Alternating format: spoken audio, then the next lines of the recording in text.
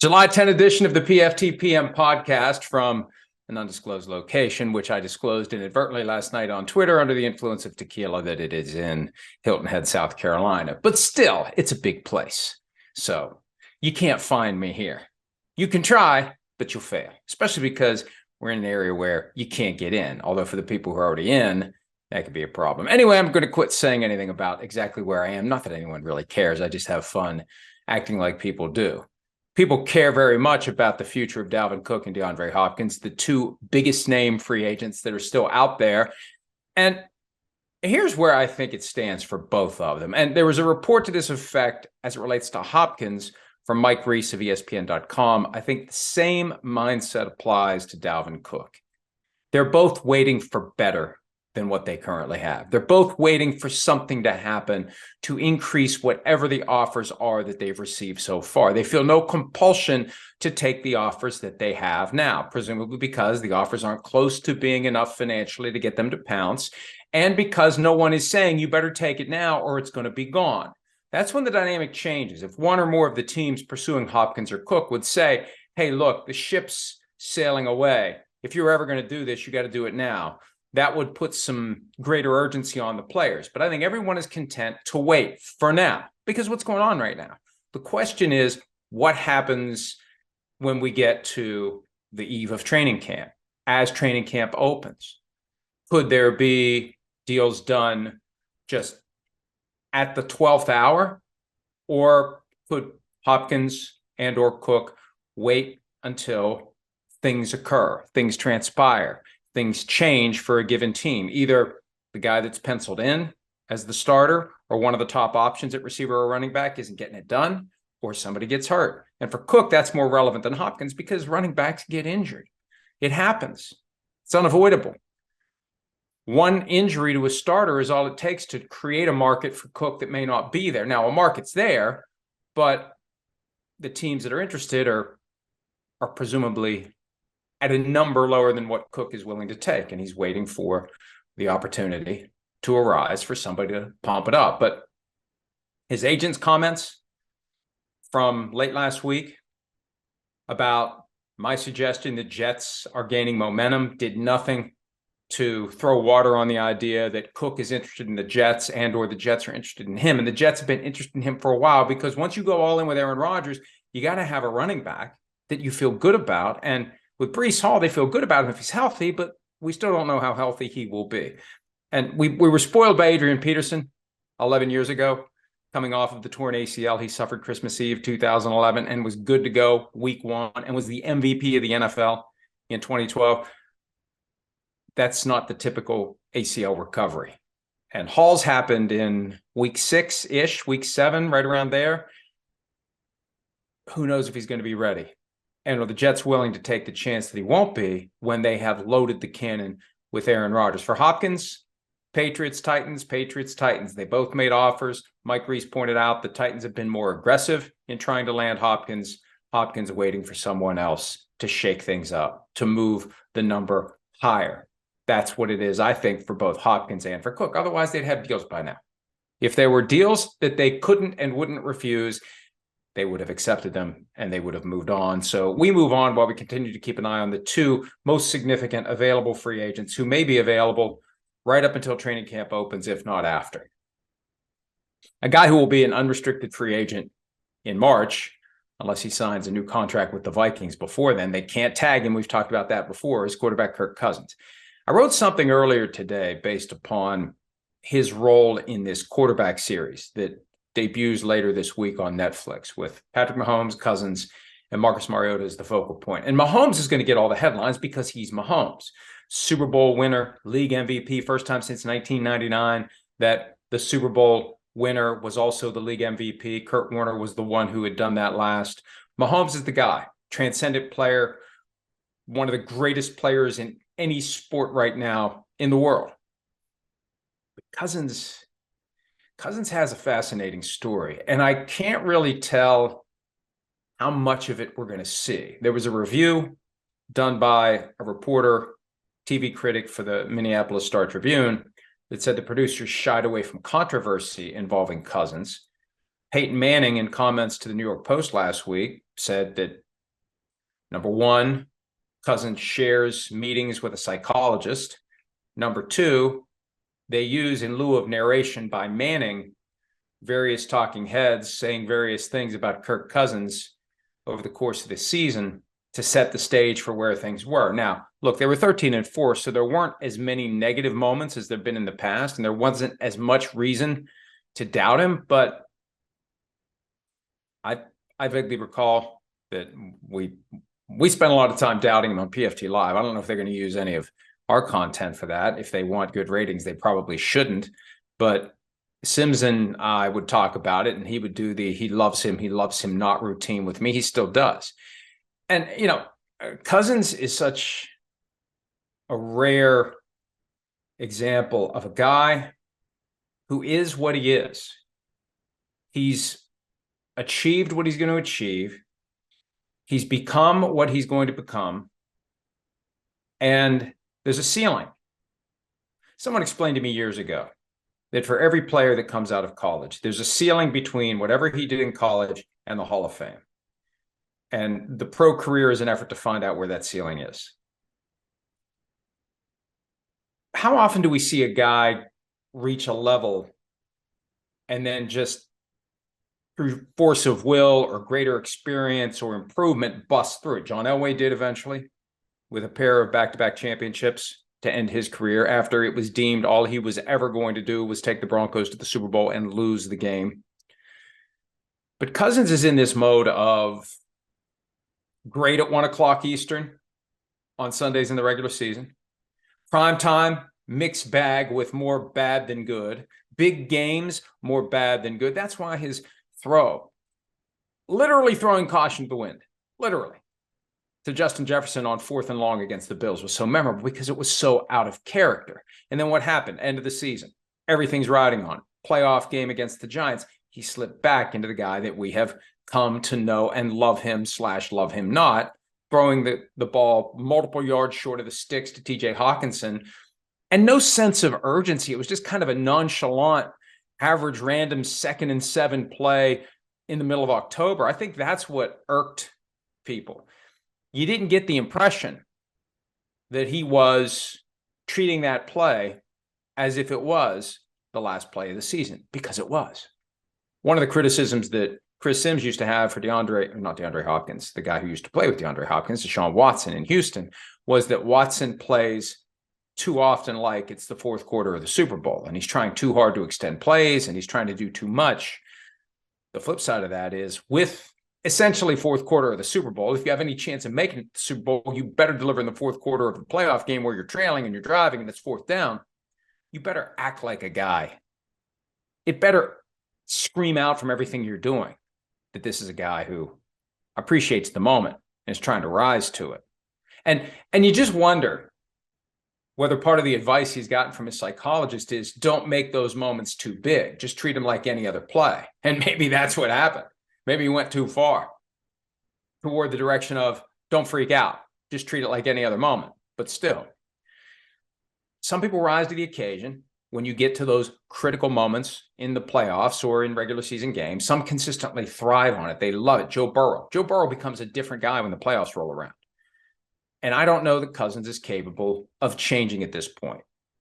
And it'll be interesting to see how much of the noise he actually hears, how much of it he listens to. Because he could create a bubble for himself where he thinks everything's fine. Under his standard of success, it's fine. I'm making a ton of money, and I got a great family, and we win plenty of games, and I throw plenty of touchdown passes, and I have plenty of good statistics, and yeah, you can't win them all. We're trying our best, but you can't win them all. The other perspective is, where is that moment we're all waiting for? Where is the greatness? Is it even there? Is it going to come out this year? And if it does, the Vikings are going to be in a pickle because Cousins will become an unrestricted free agent and a damn thing the Vikings can do about it. And I think that if the Vikings believed that Cousins was on the verge of some mid-late career breakthrough as he enters year 12 and he was going to reach some higher level, he'd be under contract beyond this year. Paul Allen and I have argued about this. I think the Vikings want to find their Fran Tarkenton, their long-term 10-plus year starter who puts them in contention for Super Bowls every year. And if they thought Cousins was that guy, Cousins would already be under contract beyond this season. They wouldn't have made the strategic decision to just ride it out, knowing that he can walk out the door. And if he has that special season that would make the Vikings say, okay, he's our guy, he may be gone before they can do anything to keep him in Minnesota. But we'll see. It's look, for as compelling as I think Kirk Cousins' treatment under this quarterback series will be for 2022, hopefully they did a follow-up with Cousins, because it could be even more intriguing and compelling and revealing for 2023. As we get closer to the end of the slow time on the 2023 offseason calendar, I've been trying to come up with lists that we can do that are different from the usual stuff that's out there. We did a quarterback room ranking that made it to 6 before I lost interest. I'm going to do a list of the top 10 head coaches, and here's what sparked me to do it. KJR Radio, I've been doing a Wednesday spot with them for years now. Dick Fain last week asked me about somebody else's list of the coaches, power rankings 1 to 32. Pete Carroll wasn't in the top 10, and they wanted to know what I thought about it. And my first thought was, well, anytime you look at a coach, a quarterback, running back, whoever, and say that's a top 10 or not a top 10, when you get through all of them, you got 20 in the top 10.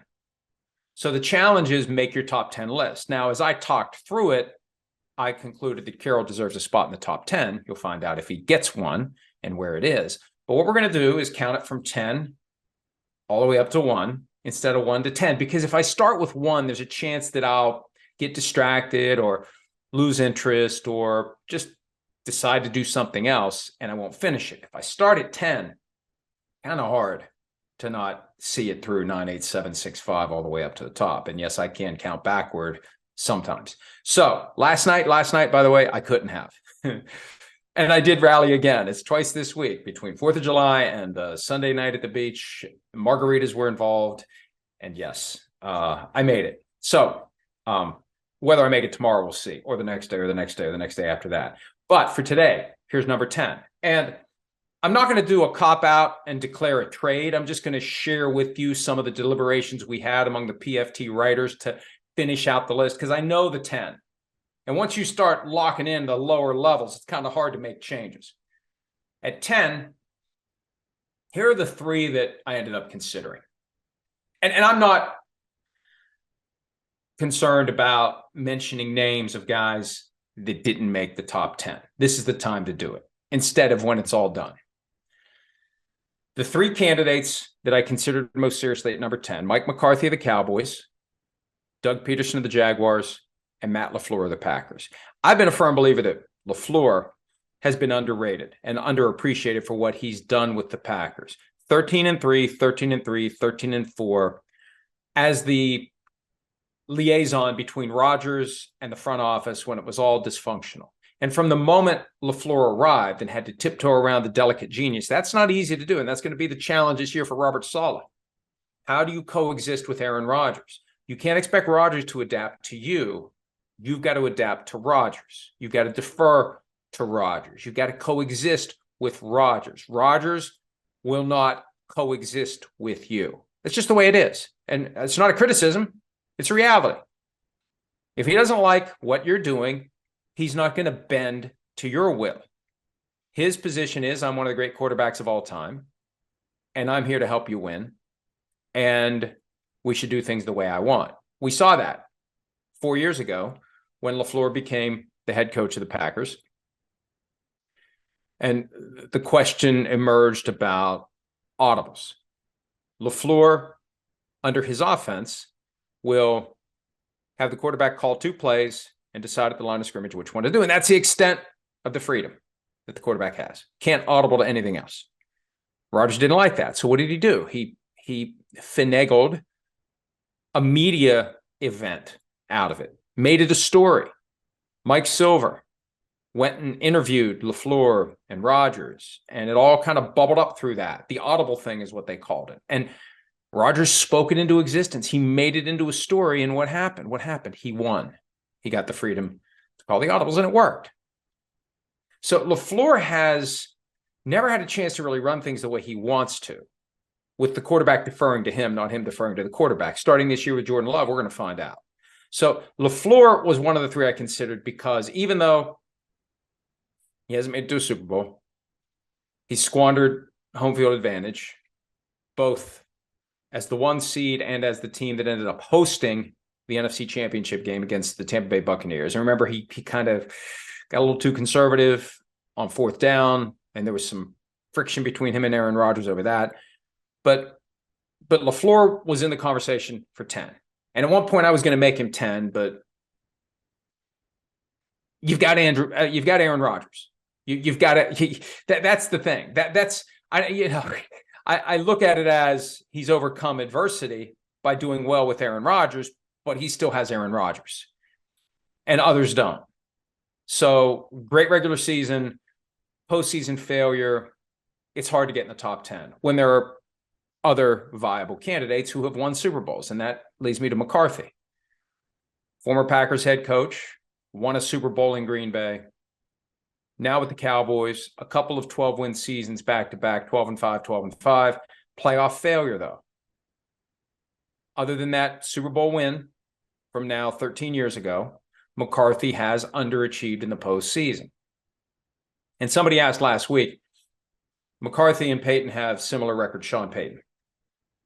Why do you view Payton as the better coach? And I said it all comes down to that one play that ended the season, 2021, 49ers Cowboys, the design, the execution, the planning, the allowance for, or not, the umpire having to get through the quarterback in the center. That's something that a Sean Payton factors into the preparation. It's something McCarthy didn't. There's just something missing in the finer points, in the higher level 3D chess match that's keeping McCarthy down. So the other candidate, Doug Peterson, won a Super Bowl with the Eagles with Nick Foles as his quarterback, for crying out loud. And I know with Nick Foles, it was kind of like a Slumdog Millionaire confluence of events where it just all fell the perfect way. It fell the perfect way. It fell the perfect way. But Peterson made it happen. He was the coach. They came up with creative plays, knew when to use them, Philly special, and other things that they designed and utilized to get the most out of what they had.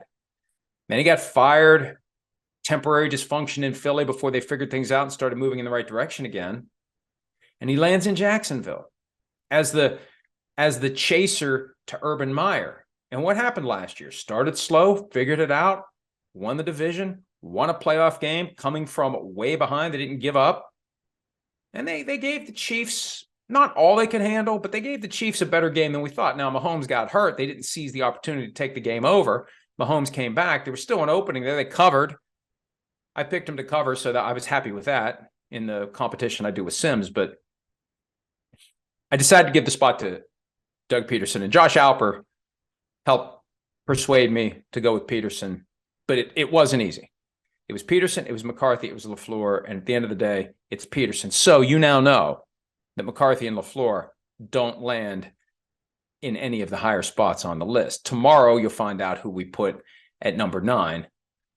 And then, assuming I get through the rest of this week, this could work out perfectly.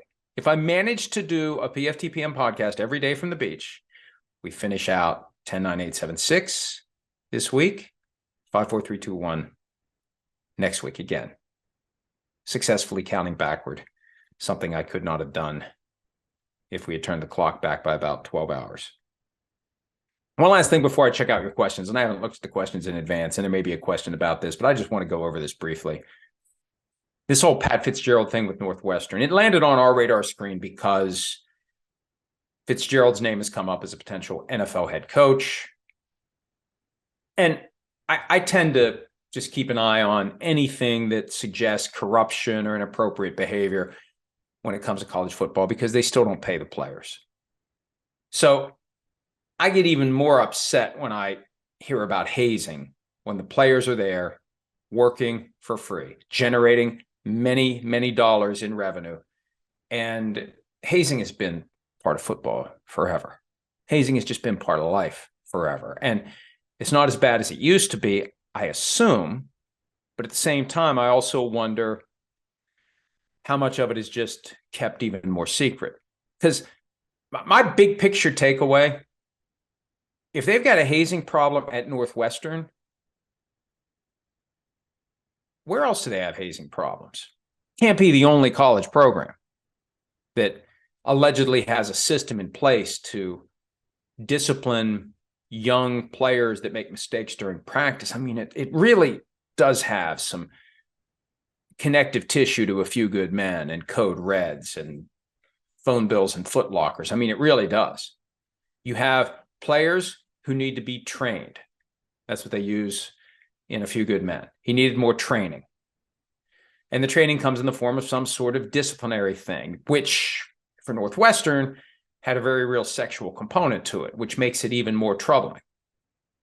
So what happens is Northwestern hires an independent investigator. And we've learned, haven't we, over the years, that independent isn't truly independent. It's somebody who isn't currently working for you, but it's somebody that you're going to pay by the hour for their work, and they want to do more work in the future. If they do a good job with this investigation, they'll get hired to do the next investigation, or they'll get hired to represent Northwestern in this context or that context. This is big business for major law firms that are jockeying to find clients who will run up a big invoice and pay it without thinking twice. Cost-insensitive clients. I used to work for one of the biggest law firms in the world. And I've told this story before. The managing partner came to visit the Pittsburgh office and said, we aspire to represent cost-insensitive clients. Huge bill. No one is pouring over it saying, why did you spend 30 minutes to do this? It should have only taken 15. Why did this take 5 hours? It only should have taken 2. You just want somebody who's going to pay it. It's a big enough problem. They're going to do what they have to do. So my point is this. Whoever gets that assignment is going to figure out what the client really wants, whether it's expressly stated, whether it's implied, however it's communicated. If you want to make the client happy, you give the client what they want. And sometimes it is express, and sometimes it isn't. But in this case, I think the client was perceived. I don't know this. This is just my opinion based on experience and circumstances. I'm not suggesting that anyone did anything wrong. I'm just saying this is how the sausage gets made. The client wants to keep Pat Fitzgerald. So we can't have that as the outcome. And we may have to do something symbolic, something largely meaningless to show that we did indeed take action. But we don't want to have to part ways with our head coach. We're happy with our head coach. So the initial punishment, 2 weeks unpaid suspension right now, who cares? Now, it's costing Pat Fitzgerald some money, $5.7 million per year is his salary on average. It's a couple $100,000 he's losing. But then comes the reaction, the reporting from the Daily Northwestern, the school newspaper, with a former player off the record, but providing a lot of details. And that former player ends up talking to the university's president. The university's president has said he's going to reopen and reconsider, not to make it less than it was for Fitzgerald, but it's going to go up because he recognized there's a difference between what the coach actually knew and what the coach should have known. And in crafting the original penalties, the Northwestern president focused on what Pat Fitzgerald actually knew, not what he should have known. It's his program. And plain and simple, a responsible head coach, a leader of men, especially young men who are entrusted to that program, entrusted to that school by parents who presumably in most cases support very diligently the effort and the decision, and you got different places you can go. You choose to go there, you choose to give your child to that school, and you assume that the football program is going to have processes in place that would allow, for example, the moment there's anything inappropriate, you can go straight to the head coach. And the players, the young players, feel comfortable going straight to the head coach.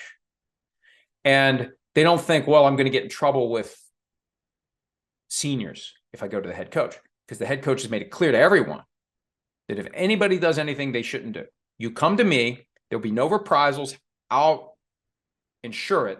And you build that culture over time where you're encouraged to report anything that happens to you that is inappropriate in any way. And the people who would be inclined to quietly retaliate against the person who makes the report, they know that they're going to get their ass kicked out of the program. if they do that. They know they're going to have to answer to the head coach. That's the attitude that needs to be there. So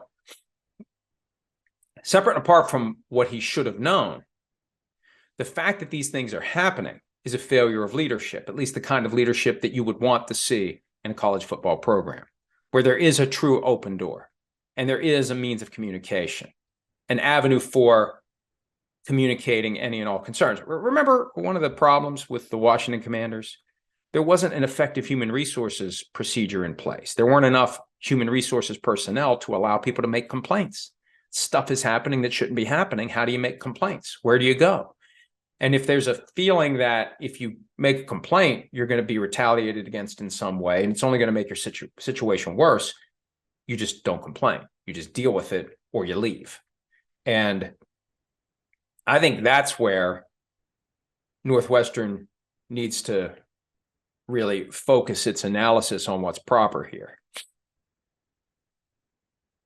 There's what he knew, there's what he should have known, and there's the structure that should have existed to allow these issues to be nipped in the bud before they ever become a major third-party investigation and a swing and a miss as to a level of discipline before they realize, due to PR considerations or just understanding later than they should have, that there should have been a different outcome to the situation. All right. Let's see what questions we have here.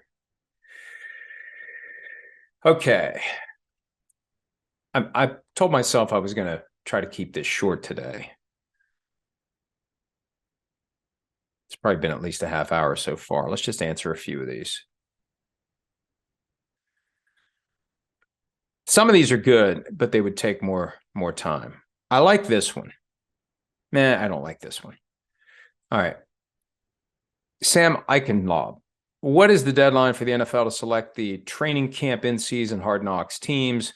Will the NFL just flex and force the Jets to do one as rumored? And it's more than rumored. You've got the CEO of the Green Bay Packers speaking of it as if it's a done deal. The Jets, as we reported 2 weeks ago, were bracing for the assignment. They still haven't told us who it's going to be, and we're less than a month from the debut.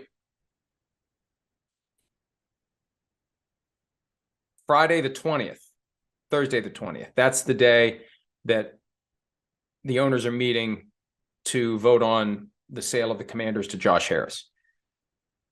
There's a thought that the Commanders will get the assignment for preseason Hard Knocks right after that's done. As we get closer and closer to the 20th, there's a belief that the league is waiting for, I haven't written this yet at PFT, and I'm sitting here thinking, why the hell haven't I written this yet? Someone told me this last week. There's a thought that they're waiting until the 20th. Ownership change is finalized, and boom, then the Commanders get the preseason Hard Knocks assignment. And if they don't get the preseason Hard Knocks assignment, there's a chance they'll get the in-season Hard Knocks. They don't have that same formula for exempting teams for the in-season Hard Knocks. They've only done it twice now with the Colts and the Cardinals. But that may be what happens. Because it is odd that they haven't told us who it is. And it looks like at this point, maybe they are waiting for the Commanders. Because if it's going to be the Jets, just go ahead and say it's the Jets. Why would you wait? Now, look, it may have been they didn't want to announce it last week, because last week was a weird holiday week and people were on vacation. Maybe this is the week they announce it. Maybe they announce it today or tomorrow that it's the Jets. This is the week to make a bigger impact with news. Last week it would have gotten lost. So we'll see. We'll see. So that's where we are. And look, I would say the deadline would be when it's time to show up to camp and start filming, because you've got a show you've got to produce a week or two later. All right. Sean Albashar, what would have been the punishment for the gambling violations if the name wasn't Isaiah Rodgers, but was, say, Patrick Mahomes or Joe Burrow? We've talked about this in the past. What would they do if a star player, a franchise quarterback, violated the gambling policy? Would we even know that it ever happened? That would be a hell of a potential scandal for the NFL, because you've got the sports books ratting out and they are, I'm sorry that it's not a very indelicate phrase, but that's what they do. They may be required to do it, but they are snitching on these players by providing the information to the NFL as to who has and hasn't violated the gambling policy. Would there be a way to keep that under the rug? And the sports books may want to do that, because they want to have great players playing. We all want to have great players playing. So there is a certain degree of skepticism that the league would not throw the book at a great player. They'd find a way to brush it under the rug. I think that's harder to do because this is all very black and white and it's clear cut. When somebody violates the gambling policy, they violated it. There's no interpretation to be done. There's no discretion to be exercised. They either did or they didn't. You either bet on the NFL or you didn't. You either bet on other sports while you were at work or you didn't. It's that simple. All right. This is good. JC Carm, with the state of running backs changing, does the criteria for the Hall of Fame change as well? Are there any current running backs that you believe are for sure Hall of Famers? I think Derrick Henry is. Somebody asked me this recently on a radio spot that I did. The question of the game changing to the point where the running game is minimized, does that mean no running backs get in? I think it all comes down to the collective thoughts of the voters. I'm not one. I never will be. I don't aspire to be. They won't invite me to be. It's never happening. But will the voters still want to put running backs in?